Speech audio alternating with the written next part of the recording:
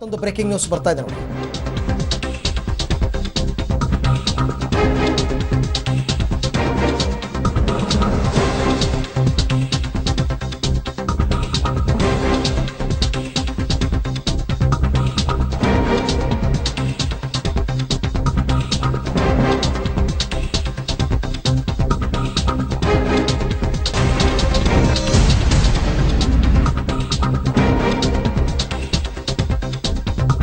ಕೊನೆಗೂ ಸಿದ್ದರಾಮಯ್ಯನವರು ಮಂಡ್ಯದಲ್ಲಿ ಪ್ರಚಾರವನ್ನು ಕೈಗೊಂಡಿದ್ದಾರೆ. ಸುಮಲತಾ ಸೋಲಿಗೆ ಮೊದಲ ಬಾರಿಗೆ ಕರೆ ಕೊಟ್ಟಿದ್ದಾರೆ ಮಾಜಿ ಮುಖ್ಯಮಂತ್ರಿ ಸಿದ್ದರಾಮಯ್ಯ. ಪಕ್ಷೇತರ ಅಭ್ಯರ್ಥಿ ಸುಮಲತಾ ಅವರನ್ನ ಸೋಲಿಸಿ ನಿಖಿಲ್ ಕುಮಾರಸ್ವಾಮಿಯನ್ನ ಗೆಲ್ಲಿಸಿ ಅಂತ ಕರೆಯನ್ನ ಕೊಟ್ಟಿದ್ದಾರೆ.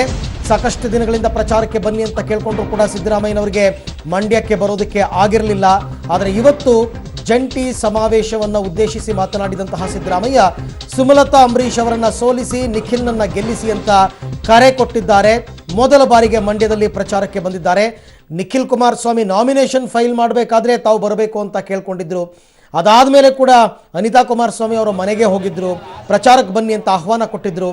ಆದರೆ ಬ್ಯುಸಿ ಶೆಡ್ಯೂಲ್ನಿಂದ ಬರೋಕ್ಕಾಗಿರಲಿಲ್ಲ. ಕೊನೆಗೆ ಯಾವಾಗ ಭಿನ್ನಮತ ಜಾಸ್ತಿ ಆಗ್ತಾ ಇದೆ ಅಂತ ಗೊತ್ತಾಯಿತು, ಆಗ ದೇವೇಗೌಡರು ಮತ್ತು ಸಿದ್ದರಾಮಯ್ಯ ಜಂಟಿ ಪ್ರಚಾರವನ್ನು ಕೈಗೊಳ್ಳೋಣ ಅಂತಕ್ಕಂಥ ತೀರ್ಮಾನಕ್ಕೆ ಬಂದರು. ಅದರ ಫಲವಾಗಿ ಇವತ್ತು ಮಂಡ್ಯದ ನಾಗಮಂಗಲದಲ್ಲಿ ಜಂಟಿ ಸಮಾವೇಶವನ್ನು ಉದ್ದೇಶಿಸಿ ಸಿದ್ದರಾಮಯ್ಯನವರು ಮಾತನಾಡ್ತಾ ಇದ್ರು. ಕೆಲವರು ನಾನು ಹೇಳಿದ್ದೀನಿ ಸುಮಲತಂಗೆ ಓಟ್ ಹಾಕಿ ಅಂತ ಕೇಳ್ಕೊಂಡು ಬರ್ತಾರೆ, ಅವರ ಮುಖಕ್ಕೆ ಮಂಗಳಾರತಿ ಎತ್ತಿ ಅಂತ ಕೂಡ ಹೇಳಿದ್ರು. ಬಿಜೆಪಿಯನ್ನು ವಾಚಾಮಗೋಚರವಾಗಿ ತರಾಟೆಗೆ ತೆಗೆದುಕೊಂಡ್ರು. ಬಿಜೆಪಿಯಿಂದ ರೈತರಿಗೆ ಬಿಜೆಪಿ ಯಾವುದೇ ಒಂದು ಸಹಾಯವನ್ನು ಕೂಡ ಮಾಡಿಲ್ಲ. ನಿಮ್ಮ ಕಷ್ಟ ಸುಖಕ್ಕೆ ಆಗ್ತಕ್ಕಂಥವರು ನಾವು, ಹಾಗಾಗಿ ಮೈತ್ರಿ ಅಭ್ಯರ್ಥಿಯನ್ನು ಗೆಲ್ಲಿಸಬೇಕಾಗಿರ್ತಕ್ಕಂಥದ್ದು ತಮ್ಮ ಕರ್ತವ್ಯ ಅನ್ನೋ ರೀತಿಯಲ್ಲಿ ಮಾತನಾಡಿದ್ರು. ಕೆಲವೊಂದು ಭರವಸೆಗಳನ್ನು ಕೊಟ್ಟರು. ಕೆರೆಕಟ್ಟೆಗಳಿಗೆ ನೀರು ತುಂಬಿಸ್ತೀವಿ ಅಂತಕ್ಕಂಥ ಮಾತನ್ನು ಹೇಳಿದ್ರು. ಸೊ ಹಾಗಾಗಿ ಮೈತ್ರಿ ಅಭ್ಯರ್ಥಿಯ ಗೆಲುವಿಗೆ ಜೋಡೆತ್ತುಗಳು ಇವತ್ತು ನಾಗಮಂಗಲದಲ್ಲಿ ಒಂದಾಗಿತ್ತು. ಗುರು ಶಿಷ್ಯರ ಸಮಾಗಮವಾಗಿತ್ತು.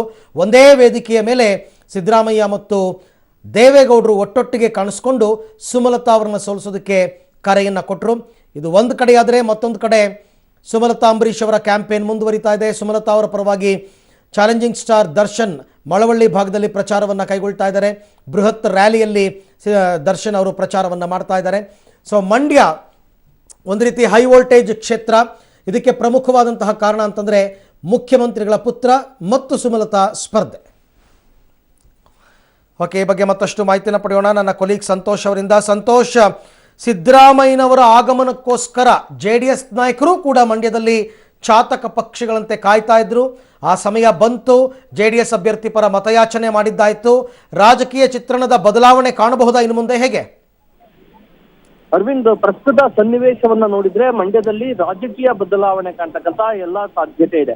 ಯಾಕಂದ್ರೆ ಇದುವರೆಗೂ ಕೂಡ ಪಕ್ಷೇತರ ಅಭ್ಯರ್ಥಿಯ ಜೊತೆಯಲ್ಲಿದ್ದಂತಹ ಹಲವರು ಹೇಳ್ತಾ ಇದ್ರು, ಸಿದ್ದರಾಮಯ್ಯನವರೇ ಹೇಳಿದ್ದಾರೆ ನೀವು ನಮಗೆ ಮತ ಕೊಡಿ, ಅವ್ರು ಪರೋಕ್ಷವಾಗಿ ಹೇಳಿದ್ದಾರೆ ಅಂತಕ್ಕಂಥ ಒಂದು ಸಂದೇಶವನ್ನ ರವಾನಿಸ್ತಾ ಇದ್ರು. ಆದ್ರೆ ಇವತ್ತು ನಾಗಮಂಗಲದಲ್ಲಿ ಖುದ್ದು ಸಿದ್ದರಾಮಯ್ಯ ಅವರು ಹೇಳಿದ್ದಾರೆ, ಕೆಲವರು ನನ್ನ ವಿರುದ್ಧ ನಾನೇ ಮತ ಕೊಡಿ ಅಂತ ಬರ್ತಾ ಇದ್ದಾರೆ.